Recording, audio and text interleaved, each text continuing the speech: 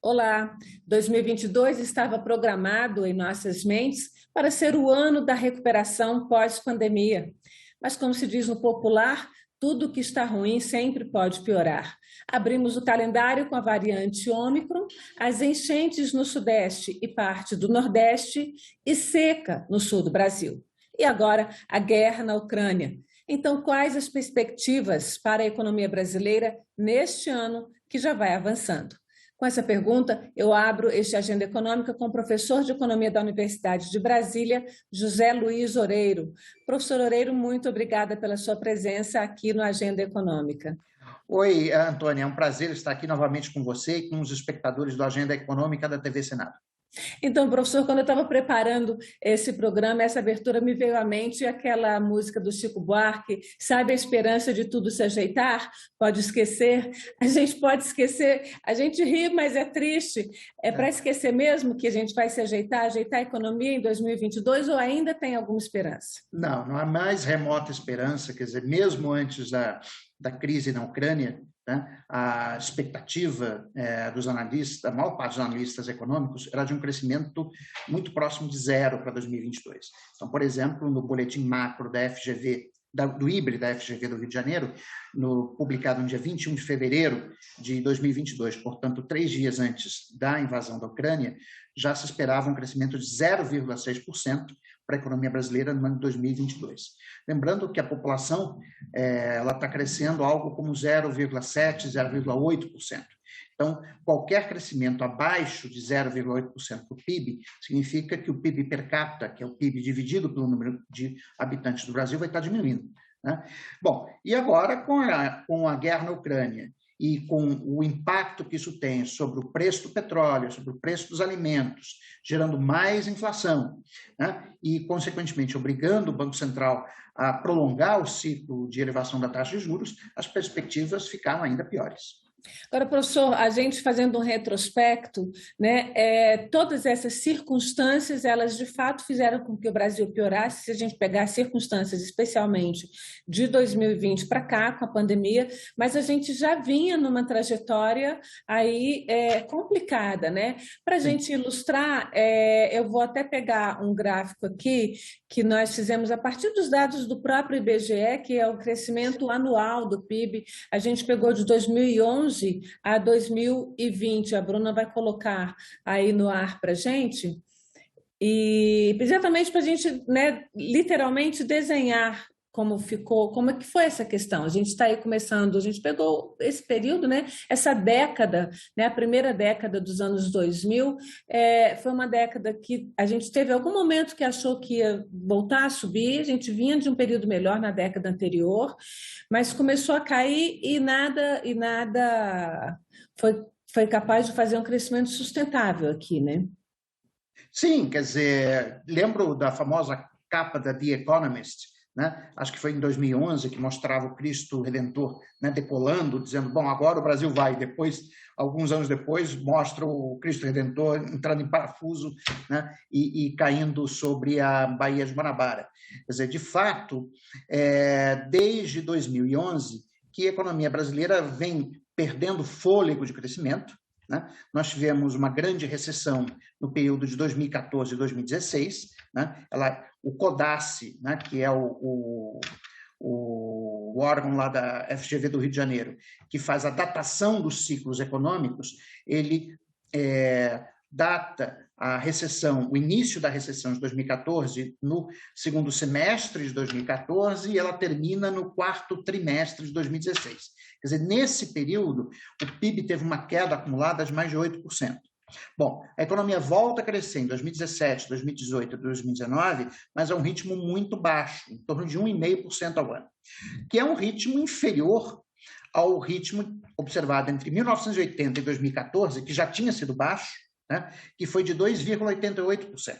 Então, você sai, a economia brasileira sai da crise de 2014 e 2016 com um crescimento mais baixo do que ela tinha antes da crise de 2014 e 2016. Professor, rememora um pouquinho essa crise, porque o que parece, assim, a impressão que dá é que o Brasil ele vive meio que boiando de acordo com as circunstâncias, né? Não tem uma estrutura como Estado que seja capaz pelo menos, equilibrar um pouquinho aí os fluxos e contrafluxos do mundo, né? Porque é complicado também um país que vive ao sabor das ondas que vêm lá de fora, né? Bom, o Brasil sempre foi uma economia dependente do exterior. Quer dizer, na verdade, o nosso projeto de desenvolvimento econômico, começa lá com o governo Getúlio Vargas, né, era justamente transformar o Brasil, né, de um país, de uma economia primária exportadora, numa economia industrial, justamente para a gente conseguir ter autonomia de crescimento e não ficar a reboque, né, das mudanças das marés ou de ventos no resto do mundo. Né? Agora, o Brasil é um país que vem se desindustrializando desde os anos 90, tá?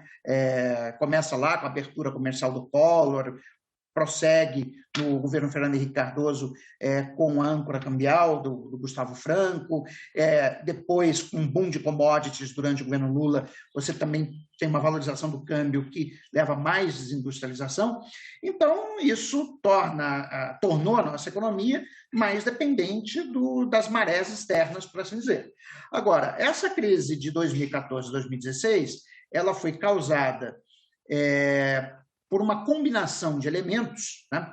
Uns de natureza doméstica, né? Que foi uma queda muito grande da rentabilidade das empresas não financeiras entre 2010 e 2014, aquilo que os economistas chamam de esmagamento de lucros, ou profit squeeze. Tá? Isso derrubou o investimento privado em 2014, junto com uma mudança nos ventos externos, que foi o fim do superciclo de commodities em 2015, né, o que produziu uma desvalorização muito rápida da taxa de câmbio e, consequentemente, uma aceleração da inflação, que obrigou o Banco Central a elevar muitas taxas de juros em 2015, e aí aquela recessão, né, que já estava contratada devido ao profit squeeze, ela se torna muito maior, amplificada por esses fatores externos. Ok, se a gente voltar para o gráfico, a gente vai ver que teve aí 2 anos, basicamente, 2017 e 2019, um pouquinho melhor, né, depois desse período, e aí teve a pandemia, veio a pandemia e despencou. Quer dizer, nem nesses 2 períodos em que a gente pode se dizer que o mundo viveu, ou que o país viveu umas circunstâncias normais, digamos assim, né, bem espiado esse normal aí, a gente não foi capaz de ter um crescimento, né? Então, tentando trazer para hoje, como é que a gente vai sair desse buraco, assim, curto e grosso? Olha, eu só vejo uma possibilidade, né, do Brasil voltar a uma trajetória de crescimento robusta, com reindustrialização. Tá? E a reindustrialização vai exigir uma presença mais ativa do Estado na economia. Quer dizer, ontem mesmo eu estava vendo na TV aberta, né, uma reportagem sobre as estradas de Goiás, né, que são ainda, na sua maioria, pelo menos para escoar a produção de soja, são estradas de terra, né, e que elas estão assim, simplesmente sem condições. Né? Você vê caminhões atolados, etc. Quer dizer, a falta de investimento público, né, ela tem um impacto negativo sobre a produtividade do capital e, portanto, sobre a rentabilidade dos investimentos privados. E se privatizar isso aí, essas estradas, como o governo anunciou que a privatização ia resolver todos, não resolve. A panaceia dos nossos males. Se o setor privado tivesse interesse, os fazendeiros mesmos já teriam feito. E são as estradas que passam nas terras deles. Quer dizer, isso não é... A questão da privatização, eu acho que nós voltamos a uma ideologia dos anos 90, né? Foi muito bem vendida durante o governo Collor e durante o governo Fernando Henrique Cardoso, mas a verdade nua e crua, né, é que o movimento no mundo pelas privatizações não só parou, como reverteu. Ou seja, muitas das empresas que foram privatizadas nos Estados Unidos, na Espanha, na Alemanha, voltaram para as mãos do setor público. Tá? Então, sem investimento público em infraestrutura, tá, é impossível a gente sair do atoleiro literalmente, né, deu para ver na reportagem ontem, no atoleiro que a economia brasileira se encontra. Quer E dizer, com uma agricultura, um setor agrícola assim, super pop, super poderoso, como a gente tem hoje no Brasil, também não gera esse desenvolvimento sustentável? não, isso por diversas razões. Quer dizer, primeiro que o setor agrícola ele tem poucos efeitos de encadeamento para frente e para trás na cadeia produtiva. Então, quando a produção de soja aumenta, né, isso não puxa outras atividades, é completamente diferente da indústria. Quando a produção de automóveis aumenta, por exemplo, você tem toda a cadeia de suprimentos da indústria automobilística que é positivamente afetada por isso. Além do mais, a indústria automobilística ela paga salários elevados para padrão brasileiro, né? Então, quando você contrata mais trabalhadores na indústria, isso gera um impacto no consumo, né? Hoje em dia, a nossa agricultura ela não emprega ninguém. A gente está falando nosso agronegócio, né? Ele é altamente intensivo em capital, são grandes propriedades, portanto, são poucas pessoas que se beneficiam, né, das rendas obtidas com esse tipo de atividade econômica, e isso vai dar origem, basicamente, a um consumo de luxo, né? Para quem já teve a oportunidade de visitar Goiânia, né?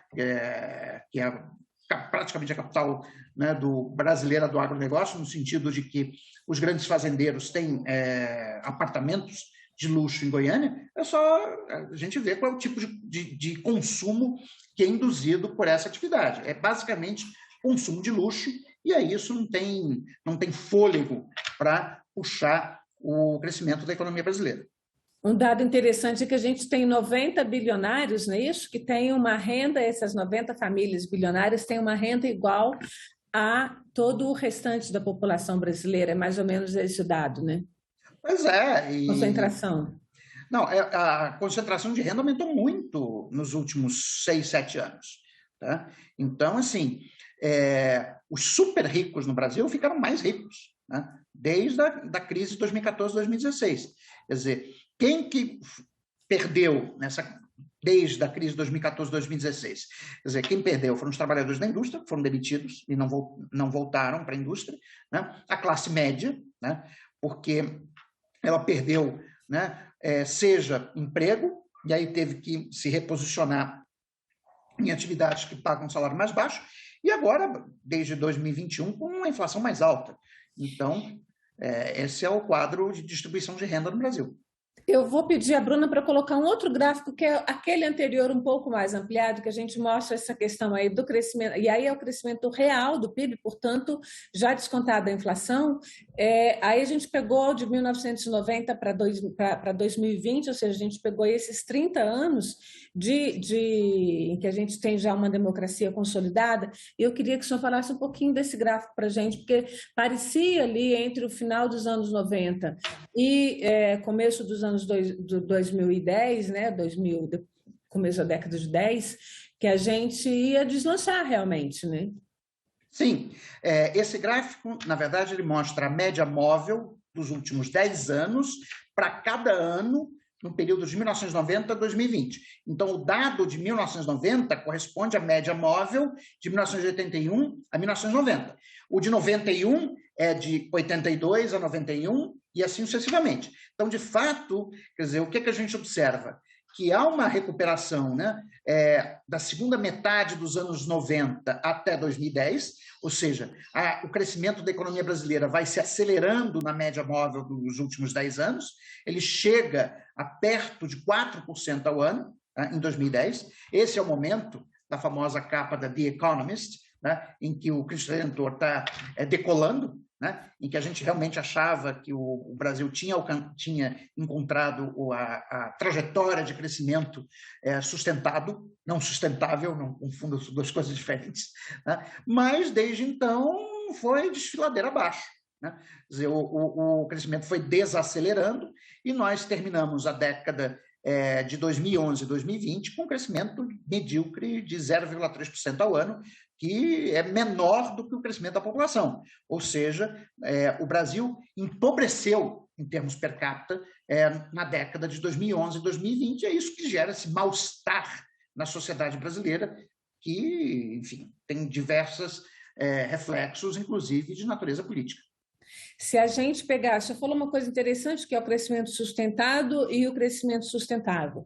Mas hoje, o senhor acredita que o crescimento sustentado está ligado ao crescimento sustentável? Porque, vejamos assim, as nossas circunstâncias atuais, até a partir de pandemia e de guerra da Ucrânia. A gente tem preço do petróleo estourando, e o que é uma energia não sustentável. A gente tem aí embargos na questão do trigo, que é um consumo grande que a gente tem, mas antes, se a gente voltar aí uns 50 anos na nossa alimentação, a gente não consumia tanto trigo, a gente consumia mais milho, que é um produto nosso local, e que mudou por questões culturais. A gente tem destruição ambiental muito acelerada nos últimos 5 anos, praticamente, e aí a gente junta petróleo, destruição ambiental. Como é que a gente equaciona isso? Qual é a nossa saída, professor? Então, como eu falei anteriormente, a economia brasileira precisa se reindustrializar, mas ela tem que... Essa reindustrialização só será possível se for uma reindustrialização direcionada a uma economia de baixo carbono, né? Então, o Brasil não pode deixar de aproveitar a janela de oportunidade que está sendo dada por uma nova revolução industrial que está ocorrendo na Europa, nos Estados Unidos e na China, tá? Que é a transição para uma economia de baixo carbono. Tá? Isso vai implicar não só em investimentos maciços em fontes limpas de energia, né? Como também vai implicar em mudanças no nosso padrão de consumo e de produção de bens. Tá? Por exemplo, eu não vi até agora nenhuma discussão aprofundada de política industrial sobre como capacitar a indústria automobilística brasileira para o fim dos carros movidos a combustão interna, ou seja, que usam combustíveis fósseis, né, como combustível. Tá? Não há nenhuma discussão sobre isso. E a gente sabe que a França e a Alemanha já decidiram que a partir de 2030 não vai ser produzido mais nenhum automóvel movido a combustíveis fósseis, né? Então, qual é a política do governo para isso? Nós não temos, né? Existe também a gente poderia aproveitar, né, a enorme capacidade que o Brasil tem, né, de regenerar as suas florestas, porque nós temos sol e vento e chuva, né? Por exemplo, produzir madeira para ser utilizada na construção de edifícios. Isso já é feito na Finlândia, na Suécia. Quer dizer, a tecnologia existente hoje, não é uma tecnologia para ser desenvolvida no futuro. A tecnologia existente hoje nos permite construir edifícios com quantos andares você quiser, usando madeira, que tem a mesma resistência do concreto e não pega fogo.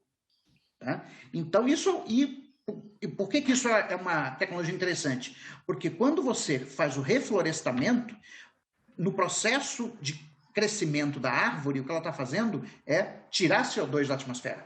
E uma árvore, no fundo, é CO2 armazenado. Então, se você adota esse tipo de tecnologia, ou seja, não só fazer a preservação do que nós já temos, né? No caso, a floresta amazônica. No mercado de carbono aí. Exatamente. A gente pode entrar muito bem nesse mercado de carbono e desenvolver toda uma tecnologia, né, para produzir madeira para ser usada em construção. Por exemplo, nós temos um déficit habitacional, você pode fazer um grande programa de investimento público de construção de residências usando essa nova tecnologia, e aí você desenvolve essa indústria no Brasil. Ela já existe, mas ainda é pequena. Recipiente, basicamente no sul do país, né, a construção com madeira. Exato, mas você pode transformar, você pode aumentar muito a escala desse tipo de construção, e repito, não é só para fazer casinha bonitinha, estilo chalé suíço, tá? Para você construir edifício mesmo, tá? Edifício de 10, 15, 20 andares. A gente está no ano eleitoral, né? É o ano que, teoricamente, tudo deve ser discutido, o que se deseja como projeto para o país nos próximos, pelo menos, 4 anos. O senhor está falando o tempo inteiro aí em reindustrialização. É possível fazer essa reindustrialização se a gente não contar com o governo, o setor industrial, a iniciativa privada brasileira, os liberais brasileiros estão prontos para meter a mão na massa num processo de reindustrialização? Não, os liberais brasileiros são historicamente contra a indústria no Brasil. Se a gente pegar o debate do Eugênio Goudin, né, contra o Roberto Simonsen, lá dos anos 50, quer dizer, o Eugênio Goudin defendia que o Brasil tinha uma vocação agrícola. Quer dizer, se fosse pelos liberais, o Brasil até hoje seria uma grande fazenda de café.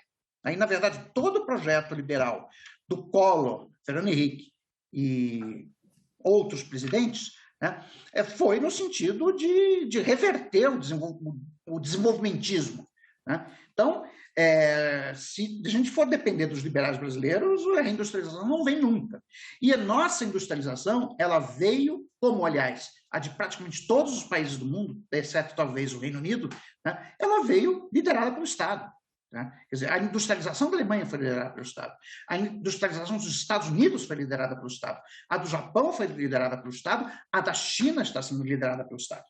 Tá? Então, sem Estado, nós não vamos, não só não nos vamos reindustrializar, como nosso destino vai ser se transformar não mais numa grande fazenda de café, mas numa grande mina de minério de ferro e numa grande fazenda de soja. É isso que vai nos sobrar. Algumas pessoas vão ficar ricas, que já são, o pessoal aqui do Centro-Oeste, né, que vive mais, nós estamos falando de uma população de pouco mais de 20 milhões de habitantes. 200 Brasil, milhões. Isso, estou dizendo, do Centro-Oeste é 20 milhões. Sim. O Brasil tem 200, 10 vezes mais. Né? Então, o agronegócio, eu não sou contra o agronegócio, acho que é importante, etc., mas o agronegócio não é a solução para um país de 210 milhões de habitantes. Né? Agora, como é que a gente desenvolve um projeto, independente do governo presente, mas como a nação desenvolve um projeto que faça com que ela tenha um crescimento sustentado? E aí eu acrescento, se possível, sustentável. Então, Antônia, eu acho que se você olhar a história do período de industrialização brasileira, que foi iniciado lá com Vargas, com a Revolução de 30, quer dizer, se constituiu naquele momento, nos anos 30, uma aliança tácita entre classes sociais, que era uma aliança que o professor Brescia Pereira coloca muito bem isso no seu livro A Construção do Brasil. Né? Foi uma aliança entre os empresários industriais, a burguesia industrial nascente, principalmente São Paulo, né? Entre os trabalhadores do setor industrial e a tecnocracia estatal. Lembrando que o serviço público, tal como nós o entendemos hoje, foi criado no governo Getúlio Vargas. Né? Ou seja, a ideia de um serviço público estável, profissional, etc., feito por meio de concurso, foi com Getúlio Vargas. Então, você constitui essa aliança tácita, essa coalizão de classes, que vai sustentar o projeto de desenvolvimento no Brasil, independente do regime político. Quer dizer, quando teve o golpe militar de 64, os militares não adotaram medidas liberais, ou seja, vamos, como os militares argentinos fizeram. Né? Quer dizer, aqui no Brasil, os militares continuaram um projeto desenvolvimentista, é lógico, que, com nuances, né? Na comparação com Getúlio Vargas e Juscelino Kubitschek, mas o fato é que o governo militar foi desenvolvimentista também. Tá?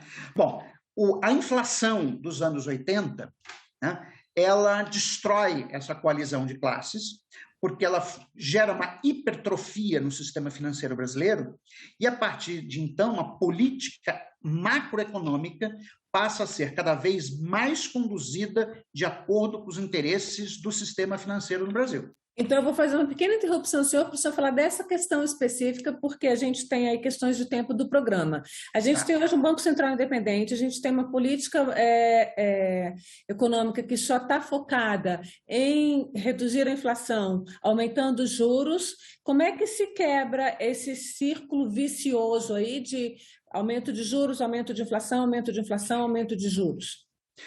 Bom, você vai precisar mudar o regime de política macroeconômica no Brasil.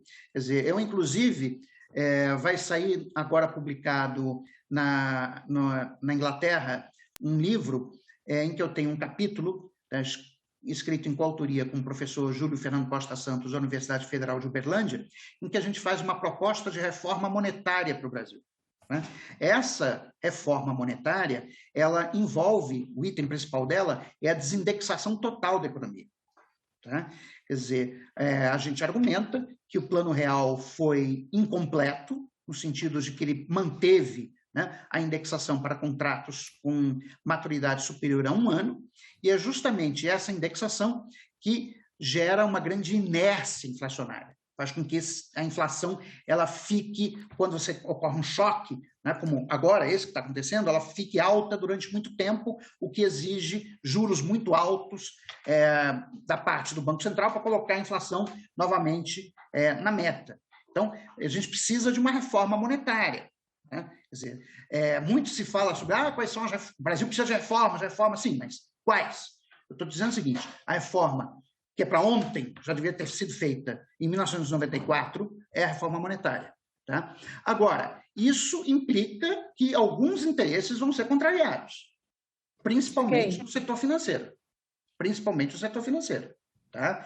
Então, o próximo presidente da República vai ter que ter a habilidade política de costurar uma aliança em torno do que restou da burguesia industrial, né?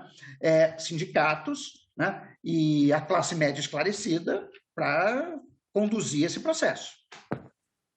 Bom, professor, então a gente espera que ano que vem a gente possa ter essa mesma conversa com perspectivas melhores, né? Ou pelo menos mais claras. Quero agradecer pela sua presença aqui na Agenda Econômica. Nada, Antônia, muito obrigado.